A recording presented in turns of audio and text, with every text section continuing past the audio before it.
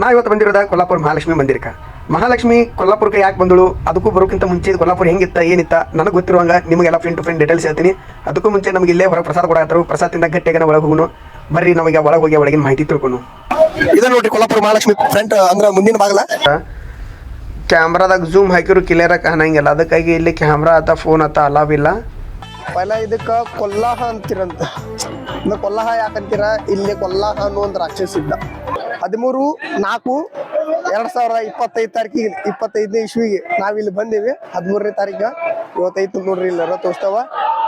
ಈ ಗುಡಿ ಬಗ್ಗೆ ಇನ್ನೂ ನೀಟಾಗಿ ಹೇಳ್ಬೇಕಪ್ಪ ಅಂತಂದ್ರೆ ಜನವರಿ 31ನೇ ತಾರೀಕು ಸೂರ್ಯನ ಕಿರಣ ನೇರವಾಗಿ ದೇವಿ ಮುಖದವರೆಗೂ ಬೀಳ್ತೈತಿ.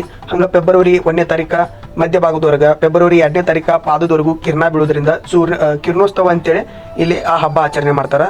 ಚಾಲುಕ್ಯ ರಾಜ ಕರ್ಣದೇವ ಅನ್ನೋ ರಾಜ ಈ ಗುಡಿ ನಿರ್ಮಾಣ ಮಾಡಿದ. ಆಗಿನ ಟೈಮ್ ಅಂದ್ರೆ 7ನೇ ಶತಮಾನದಾಗ. ಮೂರ್ತಿ ಬಗ್ಗೆ ಹೇಳ್ಬೇಕಪ್ಪ ಅಂತಂದ್ರೆ ಲಕ್ಷ್ಮೀ ದೇವಿ ಮೂರ್ತಿ 3 ಅಡಿ ಹೈಟ್ ಇದೆ, ಅಂದ್ರೆ 3 ಫುಟ್ ಉದ್ದ, 40 ಕಿಲೋಗ್ರಾಮ್ ತೂಕ. ನಿಂದ ವಿಷ್ಣು ದೇವನ ಎದ್ದಿ ಮ್ಯಾಗ ಒದ್ದು ಬಿಡುತ್ತಾನೆ. ತಿರುಪತಿ ಹೋದರೆ ಕೊಲ್ಲಾಪುರ ಮಹಾಲಕ್ಷ್ಮಿಗೆ ಬಂದ ದೇವಿ ದರ್ಶನ ತಗೋಬೇಕು ಅನ್ನುವಂತಾದ ಎಲ್ಲ ಭಕ್ತರ ನಂಬಿಕೆ ಐತಿದ. ಇದ ತಾಯಿ ಲಕ್ಷ್ಮೀ ದೇವಿ ಇಲ್ಲಿ ಹುಟ್ಟದ ಹಾಲ್